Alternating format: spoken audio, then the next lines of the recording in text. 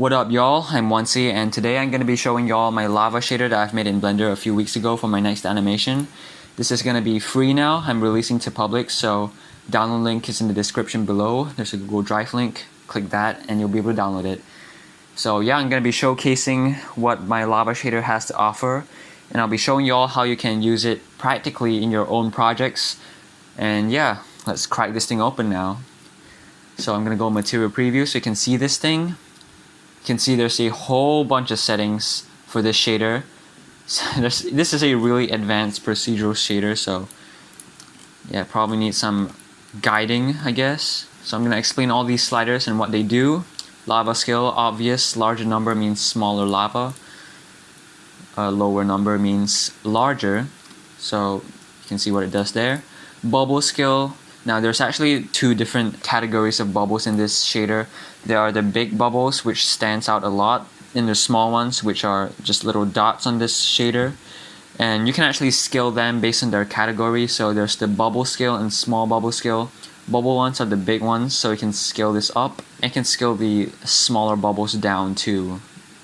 So yeah, this is really customizable, and you can really go through and go for your own preference. Lava brightness, really self-explanatory. Larger number means brighter, lower number means dimmer. Bubble brightness, there's also categorizing. You can make the larger bubbles glow a lot brighter, or you can just remove them completely. Same for the smaller bubbles. Lava fill brightness, so you probably can't tell, but there's actually a subtle fill for the lava. So if I bring this all the way down, there's no fill at all. If you bring this up, there's a lot more fill. So again, you can go through your, based on preference. If you want more fill, just add more yourself. Now, common to appearance and reflectivity.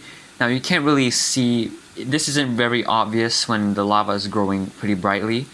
So if I bring this to 0, you can see this lava, this shader is actually a bit reflective.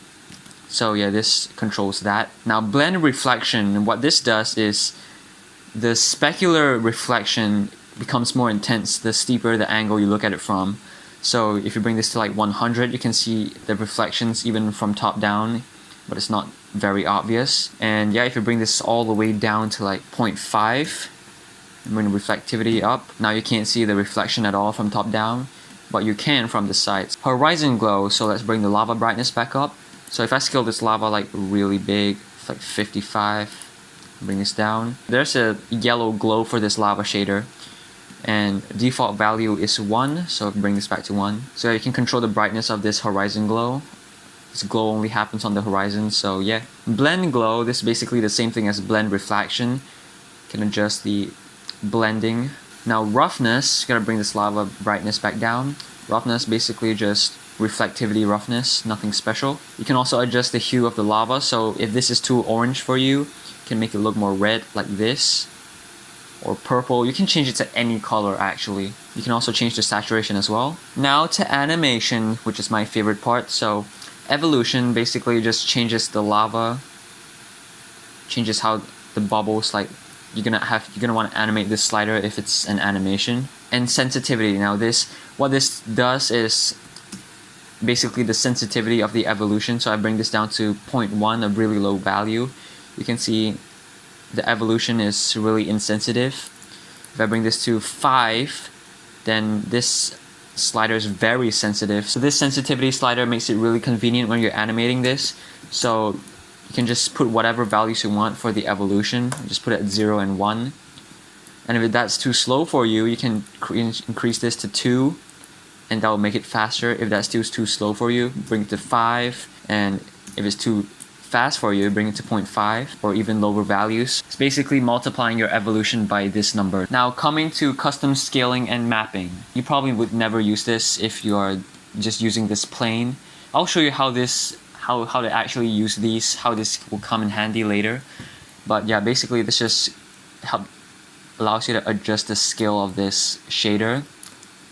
And mapping can change the location of this thing. Yeah, it will be useful in certain cases. I'll show that later on. The very last slider, fast render. Now, I'm going to show you how this works again later in the practical part. But this basically just reduces the render times. But it does come with some compromises, so I'll show what they are later. Now that you know how this lava shader works exactly, I'm going to show you how you can import this to your own Blender projects and use it yourself. So here I've got my Minecraft Netherworld imported to Blender, and you can see the lava, just basic default Minecraft lava texture. So how do we change that? Super simple, just go to File, Append, and find your lava shader blend file, go to Node Tree, and import this one, double click. And now you just go to your shader editor, so expand a new window here, and select your lava mesh. And what I'm going to do now is just basically you can just delete everything here except for your material output and just search lava shader. There you go. And here's our super complex procedural lava shader here ready for us. So just select everything, hit F to connect, and there we go. Obviously you got to change the scale and stuff. I think 30 would do. Yep.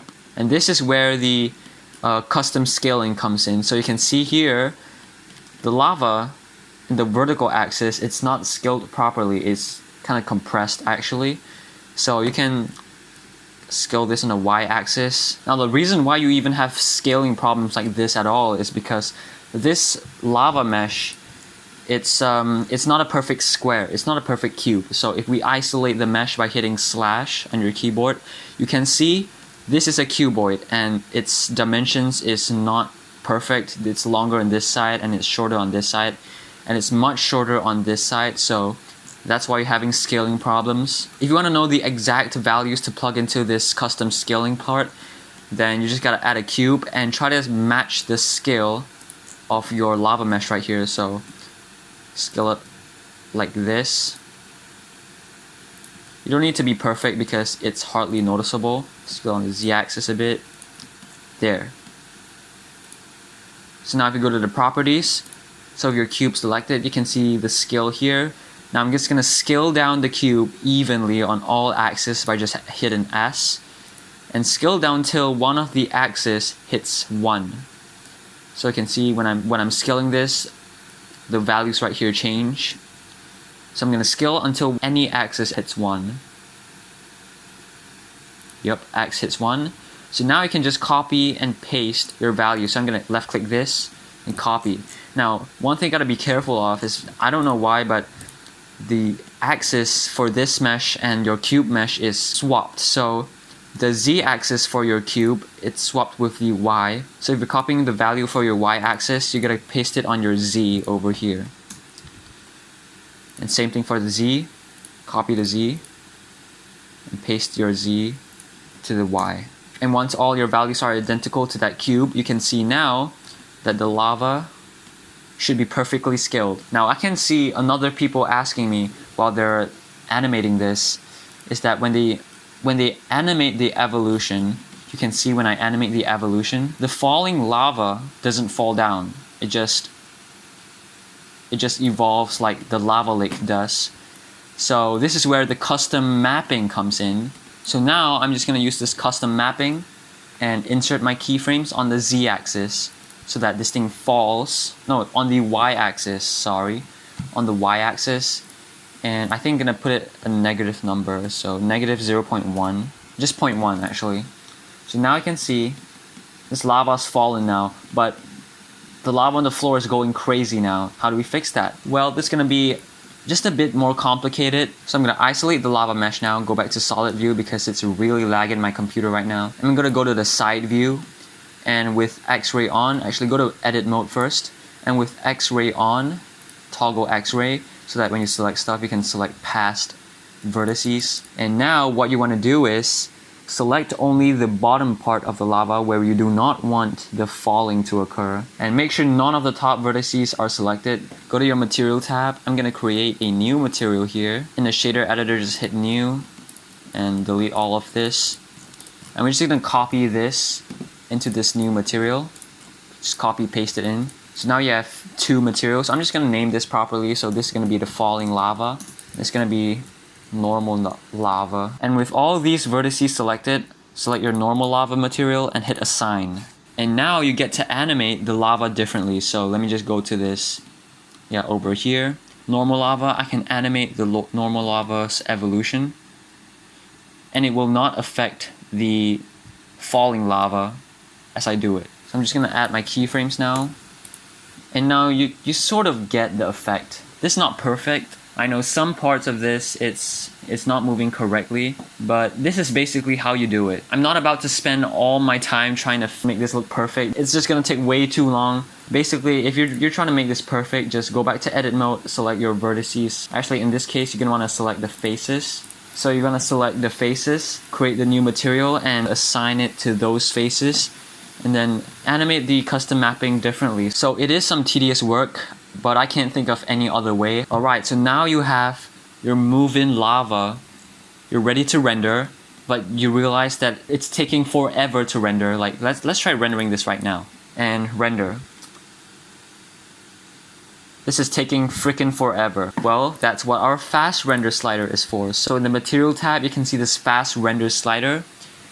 Now you gotta choose a number that is 0 or 1. You don't want to mix them. Mixing them, there's no point mixing them. It's just gonna give you worse results. So 0 is no fast render. 1 is with fast render. So I'm gonna enable fast render by putting this to 1. And remember to do it for your other material too. Bring this material to fast render as 1 as well. And when you look at that, that is rendering so much faster. Now, of course, there's definitely some compromises, and that is less accurate lighting. With fast render on, you get less accurate lighting, and I can demonstrate that by adding a cube here.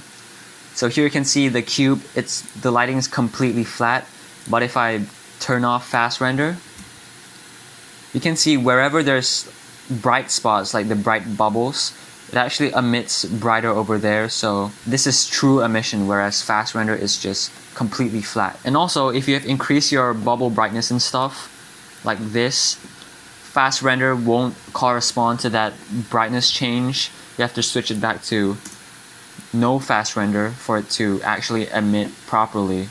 Or you have to change the lava brightness in that case, and you have to change the sliders individually like this.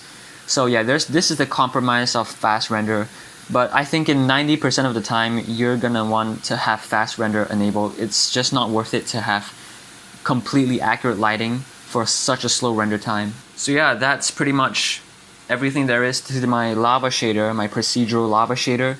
You can use it for any Blender project since it looks so realistic. And yeah, hope you enjoy it. Hope you create some great stuff with it, and thanks for watching and thanks for downloading. Bye y'all.